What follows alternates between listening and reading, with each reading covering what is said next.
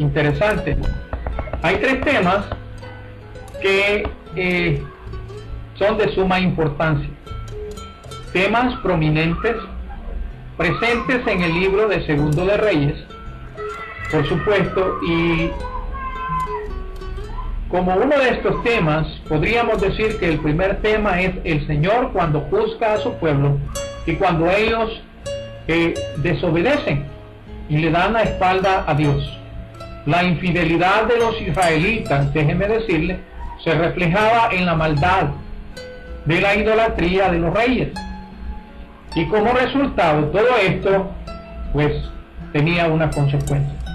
Dios ejercita su justa ira contra su rebelión. Segundo, como segundo tema, tenemos la palabra de los verdaderos profetas de Dios. Siempre se cumple la palabra de Dios, puesto que el Señor siempre guarda su palabra y también las palabras de sus profetas. ¿Por qué? Porque son siempre palabras verdaderas. Como tercer tema, dentro del libro de Segundo de Reyes, también tenemos, al igual cuando el Señor es de esta forma presentado, como siempre lo ha sido, el Señor siendo fiel para con su pueblo.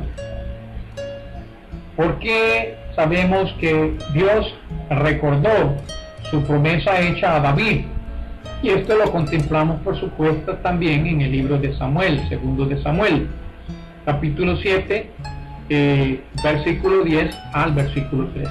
Pero vamos a concentrarnos en Segunda de Reyes. A pesar de la desobediencia de este pueblo y la maldad de quienes gobernaban en esos tiempos, el Señor no exterminó a la familia de David, sino que aún la mantuvo. Esa es la gran misericordia de Dios. Como referencia podríamos decir que Jesús utilizó la historia de la viuda de Sarepta, ¿se recuerda? Sí, en Primera de Reyes habla de la viuda, ¿sí? Y también, por supuesto, habla de Naam, en este libro que estamos compartiendo, que es Segundo de Reyes.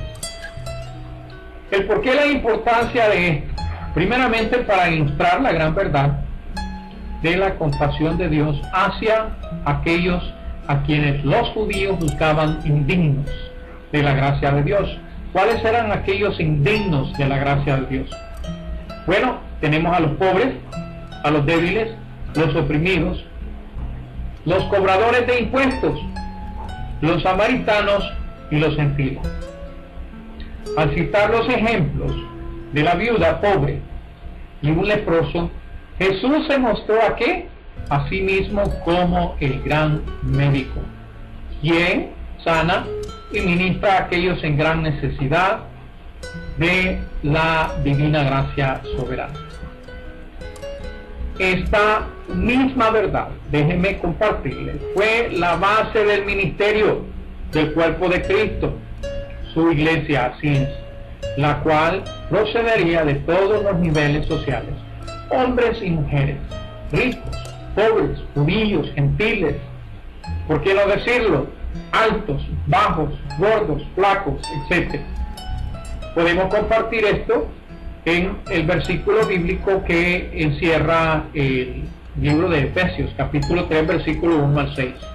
Ahora bien, muchos de los milagros, déjenme decirle, de Elías prefiguraron aquellos del mismo Jesús. Elías resucitó al hijo de la mujer sumanita, al igual como sanó la lepra de Naam. Y por supuesto también multiplicó los panes para alimentar a 100 hombres y aún sobró. ¿Se recuerda? Espero que usted pueda de esa forma hacer una lectura continua. Usted me dirá, ¿y de qué me va a servir todo esto? Bueno, en la práctica, hermanos, Dios aborrece el pecado y Él no permitirá que el pecado continúe indefinidamente. Si nosotros, déjeme decirle, le pertenecemos a Él, podemos esperar su disciplina cuando le desobedecemos. Un padre amoroso, recuérdese que corrige a sus hijos para su beneficio y para probar que ellos realmente le pertenecen. Y es así como Dios también utiliza a veces a los incrédulos para traer corrección a su pueblo. Y Él nos envía advertencias antes de aplicar ¿qué? Sus juicios. Como cristianos, ¿qué es lo que nosotros tenemos que hacer? Usted se preguntará, bueno, tenemos su palabra. ¿Para qué? Para que esa palabra nos guíe. Y de esa forma advertirnos cuando nosotros nos estamos desviando de su camino. Al igual que los profetas de la antigüedad, su palabra es confiable y siempre habla la verdad. La fidelidad de Dios, déjeme decirle, para con su pueblo jamás, y escuche estas palabras, jamás fallará, aun cuando nosotros lo hagamos. La historia de la viuda y el leproso son ejemplos para nosotros con respecto al cuerpo de Cristo. Así como Elías tuvo misericordia de aquellos procedentes de los niveles más bajos de la sociedad, nosotros debemos darle la bienvenida a todos los que pertenecen a Cristo. Eso significa nuestras iglesias. Dios no hace acepción de personas. Amén. Se lo vuelvo a repetir.